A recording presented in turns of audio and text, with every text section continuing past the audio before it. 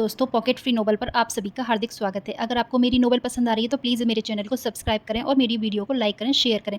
दोस्तों आप उन लोगों को भी ये वीडियो ज़रूर शेयर करें जो पॉकेट नोवेल पर मेरी स्टोरी पढ़ रहे थे। दरअसल उस नोवेल को मैंने वहाँ पर इसलिए बंद कर दिया क्योंकि वहाँ से मुझे 1 रुपया भी नहीं मिल रहा था। वो लोग मेरी नोवेल को बराबर छाप रहे थे और उसका फ़ायदा खुद उठा रहे थे। मुझे कुछ भी नहीं मिल रहा था। इसलिए जब मुझे लगा कि यहाँ मेरे साथ नाइंसाफ़ी हो रही है, तो मैंने अपनी नोवेल को वहीं पर अधूरा छोड़ दिया और इसको आगे बढ़ाने के लिए मैंने यूट्यूब का सहारा लिया। अब मैं अपनी नोवेल को यहाँ पे कंप्लीट करने जा रही हूँ, तो प्लीज़ मुझे सपोर्ट कीजिएगा। Thank you. विराज जल्दी से वॉशरूम का गेट खोलकर सामने देखता है तो उसकी आंखें फटी की फटी रह जाती हैं। विराज ने देखा कि काया जमीन पर सिमट कर पड़ी थी और बुरी तरह कांप रही थी। उसकी आंखें बंद थी।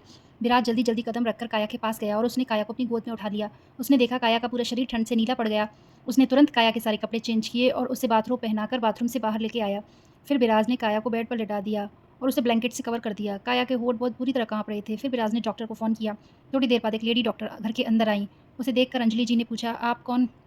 इतने में विराज की आवाज़ आई। उसने कहा, मैंने इन्हें यहाँ बुलाया है और आप यहाँ खड़ी होकर क्या कर रही हो? जल्दी से ऊपर आइए, पेशेंट यहाँ है।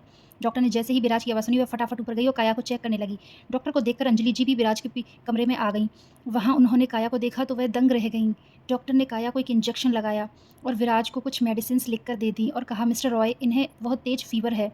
आप जल्दी से जल्दी ये मेडिसिन लेकर आइए क्योंकि इनका फ़ीवर जल्दी से जल्दी कंट्रोल करना होगा, वरना वह फ़ीवर इनके दिमाग पर भी असर कर देगा। विराज ने डॉक्टर से कहा, जो भी करना है जल्दी कीजिए, मगर इसे जल्दी से जल्दी ठीक कर दीजिए। तब डॉक्टर ने कहा, आप इसे मेडिसिन दीजिएगा और कुछ खिला दीजिएगा, इससे इनका बॉडी टेम्परेचर मेंटेन हो जाएगा और ये रिकवर हो जाएंगी। फिर वह डॉक्टर घबराहट के साथ वहाँ से जाने लगी। अंजलि जी भी उसके साथ उसके पीछे चली गई। उन्होंने डॉक्टर से पूछा, साफ साफ बताइए क्या हुआ है काया को? तब डॉक्टर ने घबराते हुए कहा, मैम, वो शायद बहुत देर तक पानी में भीग रही हैं, इसकी वजह से उन्हें ठंड लग गई है और ठंड की वजह से उन्हें निमोनिया की शिकायत हो गई है। जल्द से जल्द उन्हें रिकवर की कोशिश कीजिएगा। फिर वह वहाँ से चली जाती है। अंजलि जी हैरान होकर विराज को देख रही थी। विराज उन्हें एक नज़र देखकर और मेडिसिन लेने चला गया। अंजलि जी और कबीर दोनों काया के पास पहुँचे। उन्होंने देखा काया बेहोश पड़ी थी और उसके होठ नीले पड़ गए थे। कबीर ने गुस्से से अंजलि जी से कहा, मॉम, देखो भाई ने क्या किया है, कितना गुस्सा है उनके अंदर। उनकी कोई गलती भी नहीं थी, इसके बावजूद भी उन्होंने इतनी बड़ी सज़ा दी जो आज उनकी जान पर बनाई है। अगर उन्हें कुछ हो जाता तो मैं अपने आप को कभी माफ़ नहीं कर पाता। फिर वहाँ से वह बाहर निकल जाता है। अंजलि जी थोड़ी देर काया के पास ही बैठी रहीं और उसके हाथ को अपने हाथों से रब कर रही थी। फिर विराज आ गया और उसे देखकर वो वहाँ से खड़ी होकर चली गई। विराज उनके पास आकर कहने लगा, मॉम, तो इतने में अंजलि जी ने कहा, यह तुमने बिल्कुल भी ठीक नहीं किया है, मगर अब क्या कह सकती हूँ मैं काया के खाने के लिए कुछ लेकर आती हूँ। और वे वहाँ से चली जाती हैं। विराज काया के पास जाकर बैठ जाता है। उसने काया के सर पर हाथ फेर कर उसके चेहरे के पास जाकर कहा, इतनी आसानी से मैं तुम्हें खुद से दूर नहीं होने दूंगा। मेरी मर्जी के बिना तुम मर भी नहीं सकती। फिर थोड़ी देर बाद अंजलि जी विराज को एक सूप का बाउल देकर चली जाती हैं। विराज ने काया को थोड़ा सा उठाकर पहले उसे पानी पिलाया, फिर थोड़ा सा सूप पिलाया, जिससे काया को थोड़ा थोड़ा होश आने लगा और वह आधी खुली आंखों से विराज को देखने लगी। फिर विराज उसे सूप पिला रहा था और काया चुपचाप सूप पी रही थी। उसने एक बार भी विराज के चेहरे की तरफ नहीं देखा। सूप पीने के बाद विराज ने काया को मेडिसिन खिला दी और फिर उसने काया को वापस लेटा दिया। अभी भी काया ठंड से काँप रही थी, उसके बाल अभी भी गीले से थे। वह पूरी तरह होश में भी नहीं आई थी। फिर विराज काया के पास लेट गया। उसने अपनी शर्ट उतारकर काया को अपनी बाहों में ले लिया और उसके बाथरोब को खोलकर उसे अपने सीने से कस के लगा लिया। जो काया ठंड से काँप रही थी, वह एकदम से शांत पड़ गई और विराज की गर्म सांसें उसकी गर्दन पर जा रही थी, जिससे काया में कुछ हलचल होने लगी और वह इधर-उधर मूवमेंट करने लगी। विराज काया को पूरी तरह अपने अंदर समा लेता है और उसके हाथों को अपने हाथों की उँगलियों में फँसा लेता है। उसके बाद वह काया को बिल्कुल कस के अपने गले से लगाए रखता है। काया को घबराहट होने लगती है और उसकी साँसें उखड़ने लग जाती हैं। इतने में काया अपने आप को विराज से दूर करने के लिए ज़ोर-ज़ोर से उसे पुश करने लगती है। तब विराज उसे छोड़ देता है। काया तेज़ साँसों के साथ विराज को देख रही थी और विराज काया के चेहरे को देखकर मुस्कुरा रहा था। फिर विराज ने काया के बॉडी पर अपने हाथ फेरना शुरू कर दिया था, जिससे काया सिसकने लगी। उसने विराज के बालों को पकड़ लिया और उसे खुद से दूर करने लगी। विराज काया की तरफ देखने लगा। काया की आंखें बंद थी, मगर वह विराज की एक-एक हरकत को महसूस कर रही थी। उसके बाद विराज काया के दूर हो गया और काया ने अपनी आंखें खोलकर विराज को देखा, तो उसकी आंखें बड़ी हो गईं। विराज अपने शर्ट की बटन खोलने लगा, जिसे देखकर काया घबराने लगी और वो अपनी गर्दन से ना, ना करने लगी, मगर विराज उसे मुस्कुराते हुए देख रहा था। और फिर वह काया के नज़दीक आ गया और उसने काया को अपने आगोश में ले लिया। थोड़ी देर तक वह दोनों इसी तरह एक दूसरे से समाये रहे। फिर कुछ देर बाद विराज काया को छोड़ देता है और कमरे से बाहर चला जाता है। फिर थोड़ी देर बाद विराज वापस कमरे में आता है और काया को अपनी बाहों में लेकर सो जाता है। करीब रात के 8 बजे विराज की नींद खुलती है। उसे एहसास होता है कि वह दिन भर सोता रहा। उसके बाद विराज खड़ा होकर वॉशरूम चला गया। विराज के उठते ही काया की भी आंखें खुल गई। उसने देखा कि विराज वॉशरूम गया है, तब उसने जैसे तैसे करके अपने सारे कपड़े ठीक किए। फिर वह चुपचाप ब्लैंकेट ओढ़ कर बैठ गई। थोड़ी देर बाद विराज वॉशरूम से बाहर आया। उसने जैसे ही काया को देखा, वह मुस्कुराने लगा। काया जानबूझकर उसे इग्नोर कर रही थी। फिर विराज काया की तरफ बढ़ने लगा। काया ने उसे चोर नज़रों से देखा और फिर दूसरी तरफ मुंह फेर लिया। विराज ने इस वक्त एक टॉवल लपेट रखी थी और वो बहुत हैंडसम लग रहा था। उसकी मस्कुलर बॉडी बहुत ही अट्रैक्टिव थी। उसके बालों से पानी गिर रहा था। तभी उनके रूम का गेट नॉक हुआ। विराज ने जाकर जैसे ही गेट खोला तो सामने जिसे देखा, उसे देखकर विराट ने इरिटेटिंग सा फेस बना लिया, क्योंकि सामने अदा खड़ी हुई थी। अदा की नज़रें जैसे ही विराज पर गई, वह अपने सूखे गले में सलाइवा गटकने लगी। उसका गला सूखने लगा क्योंकि विराज इस वक्त बहुत ज़्यादा हॉट और हैंडसम लग रहा था। अदा विराज को देखकर खुद को संभाल नहीं पा रही थी और वह सीधे अंदर घुसी चली आई। विराज ने आंखें छोटी करके अदा को देखा। अदा विराज के चेस्ट पर उंगलियां फिराते हुए विराज से कहने लगी, आजकल आप बिल्कुल भी थकते नहीं हो। तब विराज ने अदा का हाथ अपने चेस्ट से हटा दिया और एक टॉवल उठाकर अपने कंधों पर डाल ली। काया हैरान होकर उन दोनों को देख रही थी।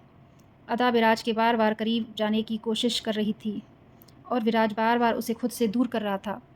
फिर जैसे ही अदा की नज़र काया पर पड़ी तो वह शैतानियत से मुस्कुराते हुए उसके पास गई और उसके पास बैठकर कहने लगी, अच्छा तो अब समझ आया, आपकी मैडम जाग रही हैं, इसलिए आप मेरे करीब नहीं आ रहे हो। तब अदा काया को घूर कर देखने लगी, मगर विराज को उसकी बातों से कोई फ़र्क नहीं पड़ा।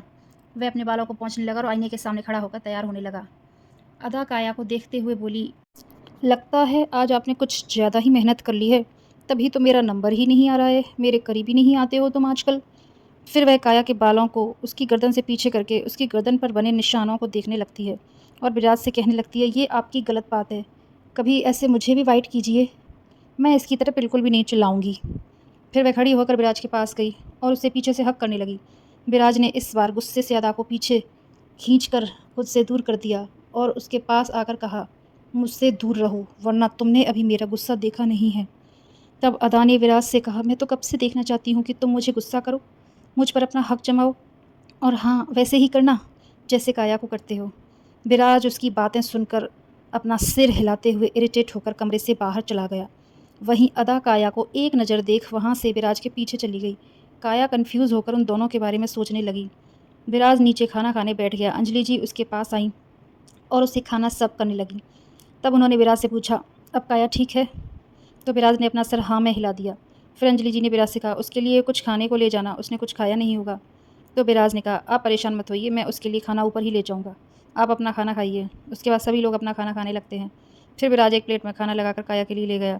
जैसे ही वह रूम में पहुंचा, उसे काया कहीं नज़र नहीं आई। वह चारों तरफ काया को ढूंढने लगा, मगर वह उसे दिखाई नहीं थी। विराज की आंखों में खून उतर आया और वह गुस्से से इधर उधर देखने लगा। इतने में काया बालकनी से अंदर आई। तब विराज ने उसे पकड़कर बेड पर बिठाया और उससे झकझोर कर कहा, तुम मुझसे पूछे बिना कहीं भी नहीं जा सकती हो, समझी? इस बात को जितनी जल्दी हो सके अपने दिमाग में बिठा लो। तब काया ने बिना कुछ बोले अपनी नज़रें नीचे कर ली। फिर विराज ने खाने की प्लेट काया के सामने रख दी और वह उसमें से खाना खाने लगी। विराज उसे घूर घूर कर देख रहा था, जिससे वह बहुत अनकंफर्टेबल होकर खाना खा रही थी। फिर उसने जल्दी से खाना ख़त्म करके प्लेट को एक तरफ रख दिया। उसके बाद वह वॉशरूम जाने लगी तो विराज ने उसका हाथ पकड़ लिया, उसे पूछा, कहाँ जा रही हो? उसने धीरे से कहा, वो मैं अपने हाथ धोने वॉशरूम जा रही थी। तो विराज ने उसका हाथ छोड़ दिया और वह वॉशरूम में अपने हाथ धोने चली गई। फिर काया वॉशरूम से बाहर आई। उसने देखा विराज वहाँ नहीं था, तो उसने एक गहरी सांस ली और जल्दी जल्दी कदम रख कर बेड पर लेट गई और अपनी आंखें कसकर बंद कर ली। इतने में विराज रूम में आ गया। उसने जब काया को देखा तो उसे साफ समझ में आ गया कि वह सोने का नाटक कर रही है। वह काया के बगल में जाकर लेट गया और उसे खींच कर अपनी बाहों में ले लिया। तब काया ने अपनी आंखें खोल ली। विराज काया की नोज से अपनी नोज़ रब कर रहा था। तब काया ने बड़ी हिम्मत करके विराज से पूछा, वो मुझे आपसे कुछ पूछना है। तो विराज ने कहा, हाँ पूछो।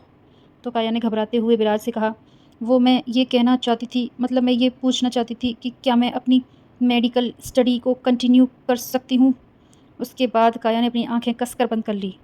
विराज ने एक गहरी सांस ली और काया की तरफ देखा और फिर उसने काया से कहा, देखो जान, मैं सिर्फ तुम्हें रोमांस में जान नहीं कहता हूँ, तुम मेरी जान हो और मैं तुम्हें खुद से दूर कभी भी नहीं जाने दूँगा। और एक बात मुझे बिल्कुल भी पसंद नहीं है कि तुम किसी गैर मर्द को छुओ या उससे बात करो, या कोई गैर मर्द तुम्हें छुए या तुमसे बात करे। इस बात का ट्रेलर तो तुम आज देख ही चुकी होंगी। क्या तुम फिर से चाहती हो कि तुम्हें कोई और ऐसी सज़ा दूँ? काया ने नम आँखों से विराज को देखा और फिर वह कुछ नहीं बोली। विराज ने काया से कहा, जान, मुझे लगता है आज के हेक्टिक भरे दिन से तुम भी थक चुकी होंगी, तो तुम्हें अभी आँखें बंद करके आराम करना चाहिए। उसके बाद काया ने अपनी आँखें बंद कर ली और अपने मन ही मन सोचने लगी, यह आदमी तो मुझे कुछ भी नहीं करने देगा। इसका मतलब अब मैं डॉक्टर भी नहीं बन पाऊँगी। क्या ये पूरी ज़िंदगी मुझे इसी तरह कैद करके रखेगा? नहीं काया, तू ऐसे नहीं रह सकती। तुझे कुछ ना कुछ तो करना ही पड़ेगा। अब मुझे जल्द से जल्द यहाँ से दूर जाना होगा, इससे पहले कि ये मुझे कहीं और ले जाए। इसके बाद काया नींद की आगोश में चली जाती है। अगली सुबह काया की नींद खुलती है। उसने देखा वह कमरे में अकेली थी, विराज वहाँ नहीं था। काया ने राहत की सांस ली और कहा, चलो अच्छा हुआ सुबह उस राक्षस के दर्शन नहीं हुए। उसके बाद वह उठकर वॉशरूम चली गई और थोड़ी देर में नहाकर तैयार हो गई। आज बहुत अच्छे से वो ड्रेस्ड हुई थी और अपने बालों को बांध कर वो नीचे आई। हल्का सा मेकअप भी किया था उसने। सबसे पहले उसकी नज़र डाइनिंग टेबल पर गई। वहाँ उस वक्त अंजलि जी मौजूद थी। कबीर, मल्लिका और अदा बैठे हुए थे। दादा दादी दोनों मंदिर गए हुए थे। हरवंश राय जी और विराज वहाँ नहीं थे। काया समझ चुकी थी कि वे दोनों ऑफिस गए हैं। फिर वह रिलैक्स होकर नीचे आ गई और उसने अंजलि जी के पैर छूकर आशीर्वाद लिए। फिर वह दौड़ के दादा दादी के पास गई, क्योंकि वे दोनों मंदिर जाने ही वाले थे, लेकिन किसी कारण की वजह से वह थोड़ी देर के लिए वापस आए थे। उसके बाद उसने उन दोनों से पैर छूकर आशीर्वाद लिया और उनसे पूछा, आप दोनों कहाँ जा रहे हो? तब दादी ने कहा, हम रोज़ की तरह मंदिर जा रहे हैं। वहाँ जाने पर मन को बहुत शांति मिलती है। तो काया ने प्यारा सा फेस बनाकर कहा, क्या मैं भी आपके साथ चलूं? एक्चुअली मेरा बहुत मन था मंदिर जाने का। तब दादी ने दादाजी की तरफ देखा और इशारे में पूछा तो दादाजी ने हाँ में सिर हिला दिया। दादी ने काया से कहा, ठीक है चलो। अंजलि जी दादी के पास आई और उनसे कहा, यह क्या कर रही है माँ जी? आप ये क्या कर रही हो? ये विराज को बिल्कुल भी अच्छा नहीं लगेगा। और हरी जी, उनका गुस्सा तो आप जानती ही हैं ना। अभी आप इसे कहीं भी मत लेकर जाइए। तो दादी ने अंजलि से कहा, तुम रहने दो अंजलि बहू, तुम्हें लगता है डर अपने पति और बेटे से, मुझे नहीं लगता। ज़्यादा बोलेंगे तो दोनों का मुंह चुप कर दूंगी मैं। उसके बाद उन्होंने काया से कहा, चलें अब? तो काया मुस्कुराकर उनके साथ चली गई। अंजलि जी को बहुत अजीब लग रहा था, क्योंकि काया का इस तरह 2 दिन में बदला हुआ व्यवहार उनके गले से नहीं उतर रहा था। फिर भी वह अपना सिर हिलाते हुए अंदर चली गई। मल्लिका ने अदा से कहा, मुझे तो ये लड़की कुछ गड़बड़ लग रही है। देखा तुमने अदा, अचानक से कैसे इसके तेवर बदल गए? तब अदा अंजलि जी की तरफ देखकर धीरे से बोली, मम्मी जी, मुझे तो बहुत कुछ गड़बड़ लग रहा है। इसके बाद वह दोनों एक दूसरे को ताली मारकर हंसने लगीं। वहीं दूसरी तरफ काया दादी और दादाजी के साथ मंदिर पहुंच गई। वहां पर उसने दादी के साथ पूजा की और फिर वह दादी को बहाना बनाकर मंदिर से बाहर आ गई। जैसे ही उसने बाहर देखा तो सामने दोनों बॉडीगार्ड खड़े हुए थे, जिनकी नज़रें बाहर आई हुई काया पर थी। काया ने जैसे ही उन दोनों को देखा, उसने बेकार सी शक्ल बना ली। उसके बाद वह अपने मन में सोचने लगी, हे भगवान, ये चंड-मुंड तो यहीं पर खड़े हुए हैं। अब इन राक्षसों से बचकर मैं कैसे जाऊँगी? फिर काया ने कुछ सोचा। उसके बाद उसके चेहरे पर एक शैतानी हंसी आ गई। फिर उसने एक पत्थर उठाया और उनकी नज़रों से बचकर उस पत्थर को जिस गाड़ी से वो आए थे उस पर मार दिया, जिससे वह दोनों को बॉडीगार्ड वहाँ उसको चेक करने चले गए और इधर-उधर देखने लग गए और गाड़ी को देखने लगे। इतने में काया ने मौका पाया और वहाँ से निकलकर भाग गई। फिर लगभग आधे घंटे बाद दादी ने बाहर आकर देखा, उन्हें काया कहीं नज़र नहीं आ रही थी। दादी ने दादाजी से कहा, यह लड़की कहाँ गई? अभी तो यहीं थी। दादाजी ने उन दोनों गार्ड से पूछा, तुम्हें पता है बहू कहाँ गई है? उन्होंने अपना सर ना में हिला दिया। तो दादी ने और दादाजी दोनों घबरा गए। उन्होंने गार्ड से कहा, जल्दी से चारों तरफ देखो, काया बहू अभी ज़्यादा दूर नहीं गई होगी। अगर हम उनके बिना घर वापस गए तो हमारी खैर नहीं। हरी तो एक बार को शांत भी हो जाएगा, मगर विराज, वो तो हमें घर में भी नहीं घुसने देगा। दादी ने दादाजी से कहा, और ये लड़की, इसे क्या मरने से डर नहीं लगता? विराज को पता चल गया काया भाग गई है तो पूरे शहर में आग लगा देगा। दादाजी ने दादी से कहा, आप शांत हो जाइए, हम सब संभाल लेंगे। थोड़ी देर बाद दोनों बॉडीगार्ड वापस आ गए। उन्होंने बताया कि काया वहाँ आस-पास के इलाके में नहीं थी। फिर दादाजी ने कहा, अब हमें घर चलना चाहिए और सारी बातें विराज को बता देनी चाहिए। फिर वह दोनों घर के लिए निकल गए और रास्ते में दादाजी ने विराज को फ़ोन किया। विराज ने फ़ोन उठाया और कहा, दादाजी, मैं अभी एक बहुत ज़रूरी मीटिंग में हूँ, क्या मैं आपसे थोड़ी देर बाद बात कर सकता हूँ? तो दादाजी ने हाँफते हुए कहा, बेटा, वह मुझे आपको बहुत कुछ ज़रूरी बात बतानी है। तो विराज ने परेशान होते हुए कहा, दादा आप ठीक तो हैं ना? क्या बात है? तब दादाजी ने कहा, वो दरअसल काया बहू ने हमारे साथ मंदिर जाने की जिद की थी, तो हम उसे अपने साथ यहाँ ले आए। जब हम लोग मंदिर में पूजा कर रहे थे तब उसने हमारे साथ पूजा भी की, सब कुछ बहुत अच्छे से चल रहा था। मगर वो अचानक मंदिर से बाहर आ गई। हमें लगा थोड़ी देर में वापस आ जाएंगी, मगर काफ़ी देर हो गई, वो वापस नहीं आई। अब हमने उन्हें आसपास भी ढूंढा, मगर वो हमें वहाँ पे भी नहीं मिली। तो हमें लगा कि अब हमें उनके बगैर ही घर वापस जाना होगा। बाकी आप देख लीजिएगा, आपको तो सब पता है इस शहर के बारे में कि यहाँ कौन कहाँ कैसे मिलेगा। तब विराज की आंखें गुस्से से लाल हो गईं। उसने कहा, कोई बात नहीं दादाजी, आप घबराइए मत, आप आराम से घर जाइए। मैं देखता हूँ, मुझे मालूम है कि वो कहाँ कहाँ जा सकती है। उसके बाद उसने फ़ोन रखकर टेबल पर एक पंच मारी और उस सारे ग्लास को तोड़ दिया और टेबल टूट गई। काँच के टुकड़े विराज के हाथ में समा गए और उसके हाथ से खून निकलने लगा। फिर विराज ने गुस्से में कहा, "काया, यह तुमने बिल्कुल भी अच्छा नहीं किया। मैंने तो आज रात को हमारी रिसेप्शन पार्टी रखी थी और तुम उसमें शामिल होने वाली थी, मगर तुम तो पहले ही भाग गई। मगर जान, तुम किससे भाग रही हो? क्योंकि मैं तो तुम्हारी साँस बंद होने के बाद भी तुम्हारा पीछा नहीं छोड़ूँगा।" उसके बाद वह वहाँ से निकल गया। दूसरी तरफ काया भागते-भागते परेशान हो गई थी, मगर उसे जल्द से जल्द अपने घर पहुँचना था। फिर वो थोड़ी देर बाद सिटी एरिया में आ गई थी, क्योंकि मंदिर सिटी एरिया से काफ़ी दूर था। वहाँ उसने एक ऑटो पकड़कर अपने घर के लिए निकल ली। फिर लगभग आधे घंटे बाद वह घर पहुँची। उसने अपने कानों के दोनों इयररिंग्स निकालकर ऑटो वाले को दे दिए और उनसे कहा, "भैया, अभी आप इन्हें रख लीजिए, मेरे पास पैसे नहीं हैं। मैं आपको अभी यही दे पाऊँगी।" तो ऑटो वाले ने वो इयररिंग चुपचाप रख लिए, क्योंकि वह बहुत कीमती लग रहे थे। फिर वह वहाँ से निकल गया। काया पसीने से पूरी तरह भीग गई थी। फिर वह जल्दी-जल्दी कदम बढ़ाकर अपने घर के पास पहुँची। जैसे ही वह अंदर जाने को हुई, इतने में वहाँ ब्लैक कलर की रेंज रोवर आकर रुकी। उसे देखकर काया समझ गई कि यह किसकी गाड़ी हो सकती है। वह तुरंत दौड़कर एक घर के पीछे वाले हिस्से में जाकर छिप गई। विराज उसमें से उतरकर सीधे घर के अंदर चला गया। वहाँ जाकर उसने काया को आवाज़ लगाना शुरू कर दिया। शशांक और काया की माँ दोनों वापस विराज के पास आए। उन्होंने विराज से पूछा, "यहाँ क्या कर रहे हो? और काया काया क्यों चिल्ला रहे हो? कहाँ है वो? क्या किया तुमने उसके साथ?" तब विराज ने एक क्रीपी सी स्माइल के साथ कहा, "क्या लगता है मैं बेवकूफ़ हूँ? मुझे अच्छे से पता है कि काया यहीं आई होगी, क्योंकि उसकी लोकेशन यहीं आस-पास के एरिया की ही बता रही है। अब मुझे जल्दी से बताओ कि वह कहाँ है?" तब शशांक ने विराज की आँखों में आँखें डालकर कहा, "वह तो तुमसे प्यार करती थी ना? फिर वह तुम्हें छोड़कर भाग क्यों गई? अब तो वह मुझे मिल भी गई ना, तो भी मैं तुम्हें नहीं बताऊँगा।" तब विराज ने दाँत पीसते हुए शशांक को देखा और उससे कहा, "अगर मुझे पता चल गया कि तुमने मुझसे कुछ भी छुपाया है, तो तुम्हें पता नहीं मैं तुम्हारे साथ क्या करूँगा।" तब शशांक ने विराज की आँखों में आँखें डालकर पूरे कॉन्फिडेंस के साथ कहा, "जो उखाड़ना है उखाड़ लो।" शशांक शर्मा को किसी भी विराज रॉय नाम के इंसान से डर नहीं लगता। "जैसे धोखे से तुमने मेरी बहन को फँसाया, तुम्हें क्या लगता है मुझे कुछ समझ नहीं आया?" फिर विराज वहाँ से चला गया। काया पीछे के दरवाजे से उनकी बातें सुन रही थी। वह आँखों में आँसू भरकर घर के अंदर आ गई और उसने उन दोनों को आवाज़ लगाई। काया की आवाज़ सुनकर शशांक और उसकी माँ दौड़कर उसके पास आए और उसे देखकर कहा, "तू पागल है क्या? यहाँ क्यों आई? सबसे पहले वह यहीं आया था। अगर पकड़ी जाती ना तो तेरे साथ क्या करता वो?" तब काया ने रोते हुए शशांक से कहा, "उसने मेरे साथ क्या नहीं किया, मुझे कोई फ़र्क नहीं पड़ता कि अब वह मेरे साथ क्या करेगा, मगर मुझे उससे दूर जाना है। यह कोशिश तो मैं कर ही सकती हूँ।" तब शशांक ने काया के सर पर हाथ फेर कर कहा, "तुमने मुझे उस वक़्त कुछ नहीं बताया। अगर तू मुझे सारी बातें ढंग से बता देती तो आज मैं तेरी शादी इस राक्षस के साथ कभी नहीं होने देता।" तो काया ने रोते हुए कहा, "भाई, उस वक़्त मेरी बात का यकीन कोई नहीं करना चाहता था, क्योंकि हालात ही ऐसे बन गए थे।"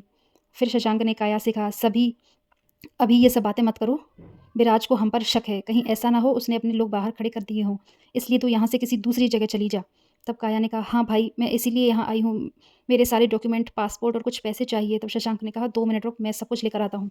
उसके बाद वह काया अपनी माँ के गले लग गई और रोने लगी। माँ उसे दिलासा दे रही थी और उसे समझा रही थी। फिर शशांक काया को उसकी डॉक्यूमेंट की फ़ाइल और उसके पासपोर्ट वगैरह देकर कहता है, "जल्दी से जल्दी यहाँ से किसी सेफ जगह निकल जा।" तब काया शशांक के गले लगकर कहती, "थैंक यू सो मच भाई।" शशांक ने कहा, "अभी इन सब का वक़्त नहीं है और हाँ, मैंने तेरे लिए एक फ़ोन भी रख दिया है, जिसमें सिर्फ़ मेरा और माँ का नंबर है। कहीं भी तुझे किसी भी चीज़ की ज़रूरत हो तो मुझे कॉल कर देना।" उसके बाद काया वहाँ से चुपचाप निकल गई और ऑटो पकड़कर एयरपोर्ट पहुँच गई। वहाँ उसने जो भी फ़्लाइट अवेलेबल थी उसे चेक किया और फिर उसे पता चला कि उस वक़्त 3 घंटे बाद दुबई की फ़्लाइट थी। उसने वही अपने लिए बुक कर दी और 3 घंटे वहीं एयरपोर्ट पर वेट करने लगी। तभी एक आदमी जिसकी उम्र कुछ 35 साल होगी, रंग गोरा, हाइट 6 फुट से ज़्यादा होगी, काया के सामने आकर खड़ा हो गया। काया की नज़र जैसे ही उस पर पड़ी, उसकी आँखें बड़ी हो गई और वह चौंक कर उसे देख रही थी। उसके मुँह से एकदम से निकला, "तुम?" तो उस आदमी ने काया से कहा, "क्या बात है? इतने दिनों से मैं तुम्हें ढूँढ रहा था। कौन है ये आदमी? क्या होगा अब काया की ज़िंदगी में?" जानने के लिए देखते रहिए माय पज़ेसिव हस्बैंड।